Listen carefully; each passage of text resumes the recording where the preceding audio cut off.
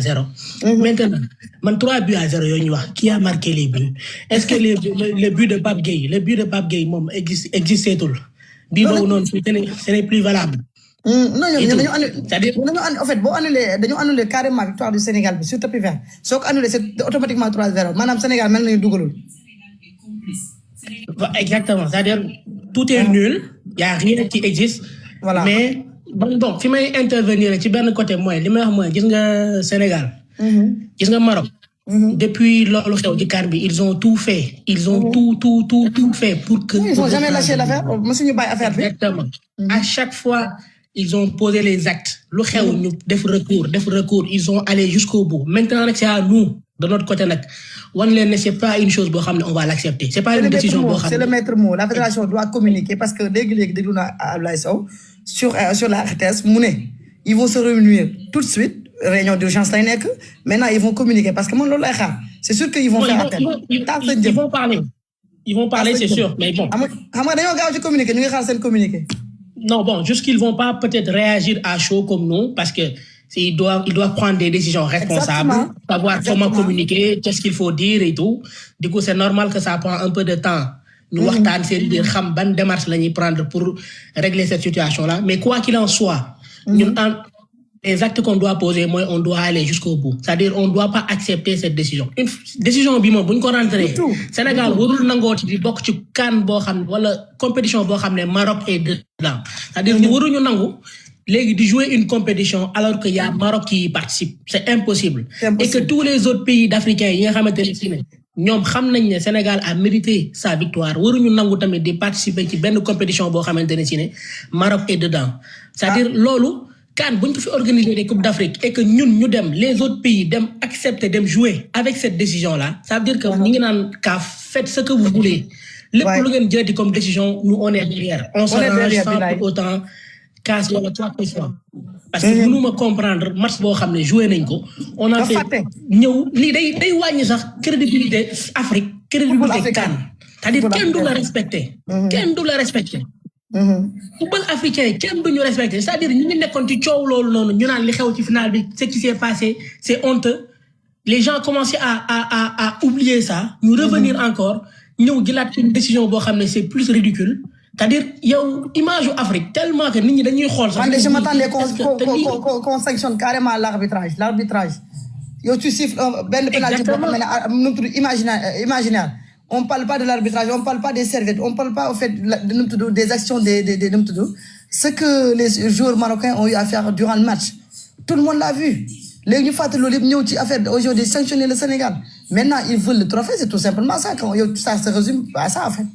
Mais en fait comme je l'ai dit gis nga légitimité moo ëpp solo lépp c'est-à-dire quel que soit ce qui se passe quelle que soit décision bu ñu mën di jël l'Afrique tout entier le monde tout entier savent que légitimement que c'est le Sénégal qui est champion d'Afrique c'est-à-dire ñun que sur papier ñu bind ko que ñu jox ñu coupe que ñu bañ ñu jox coupe on est champion d'Afrique de manière légitime quoi qu'il en soit. On est champion d'Afrique exactement quelle que soit décision bu ñu mën di jël exactement on est champion d'Afrique.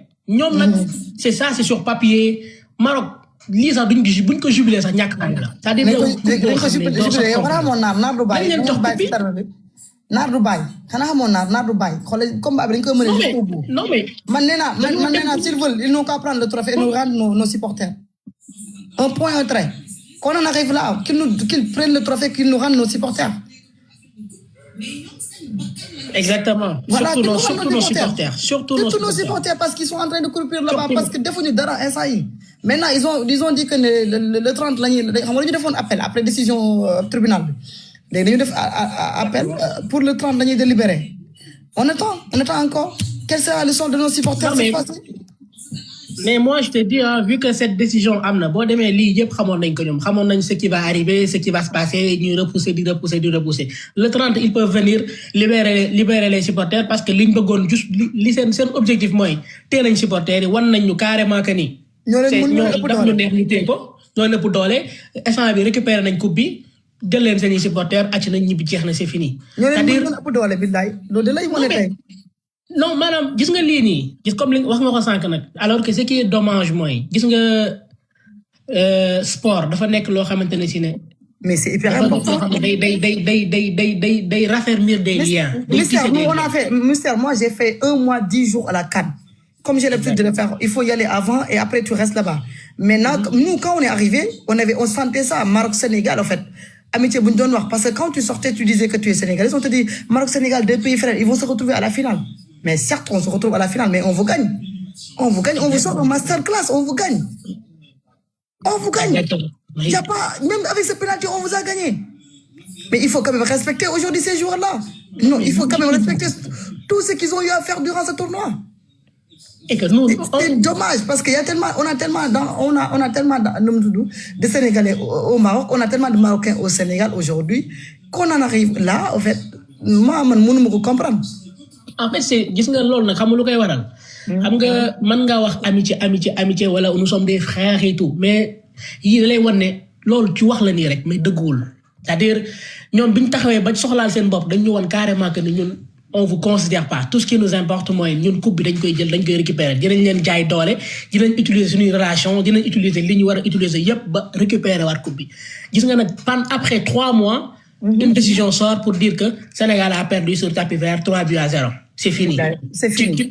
C'est-à-dire, là, c'était juste pour nous dire que, quoi qu'il en soit, loolu yëpp ay wax la woon, mais ñun li ñu intéressé woon du début jusqu'à la fin am nañ parce que CAN bi boo xoolee ni mu demee du début à la fin da ngay xam ne ñii ñëwuñu woon pour perte CAN bi. ak lu mooy di xew dañ financé nañ ci loo xam ne pare wuñ pour perte ko.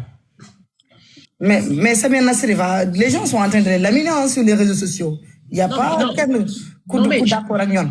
Non mais je te dis dama lay wax leen de gis nga buñ accepté lii mu jàll prochaine CAN buy am Coupe d'Afrique bu mën di am gis nga bu fa Maroc bokkee di nga gis maanaam ñoom pays buñ dem wala fuñ taxaw supporters yi dinañ leen huer ba nga xam ne clairement ñoom dootuñu sax nekk ci à l'aise fenn di fa jouer. bilaay duñu nekk à l'aise fenn di fa jouer ndax ak ku xeex ak Sénégal ak ku xeexut ak Sénégal di nga xam ne carrément ça c'est pas une décision boo xamante ne si ne ça honore l'Afrique ça honore le football. Non, ça n'honore pas le football africain. Déjà, il y a tellement de polémiques, il y a tellement de débats par rapport à tout ce qui se passe autour de ce football. S'il y ajoute aujourd'hui une première histoire dans l'histoire, dire que vous avez perdu en fait finalement. C'est quand même grave, hein? C'est quand même grave, Bilay. Vous avez perdu. Jaajëf Faye Jambar ñu xoolaat keneen mu ñëw. Man léegi ma dem sax Bilay man dama am ji amatuma doole wax. Man moom man nee naa man ni ma bëggee football dina ma ray rek. Da ngay gis affaire yoo xam ne sa xol bee jeex.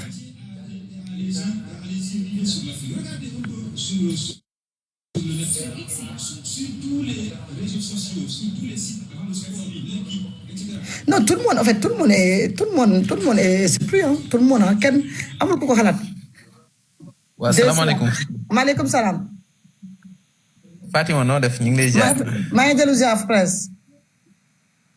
di la ndokkeel si weeru koor bi quoi. Man ndokkal naa la bu baax aussi.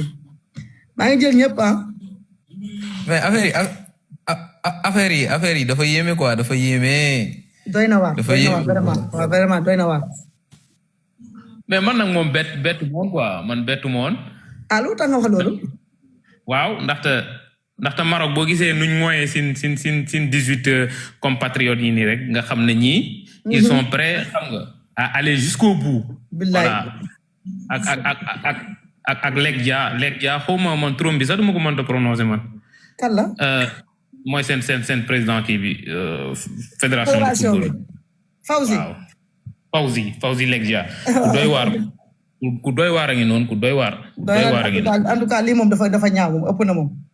voilà te boo gisee sa jour final bi remise trophée bi rek boo gisee ñoom ñett nuñ doxalee rek. comportement bi billaay.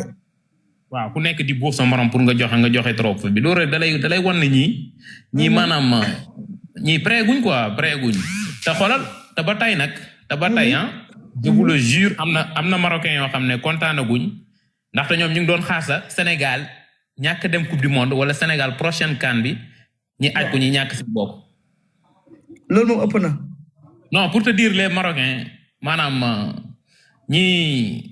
man de bett nañ ma wax dëgg yàlla man moom bett nañ ma trop man damaa toog final man dañ maa bett li ñuy woote yëpp si ñun après ñuy dem mais xool dañuy reetaane mais naar du bàyyi. man moom lu may wax rek le Sénégal moom est champion d'Afrique et le Maroc est champion d'Afrique quoi man loolu laa ko jàppee. on est champion d'Afrique le reste on s'en fout. oui on s'en fout voilà. C'est ça.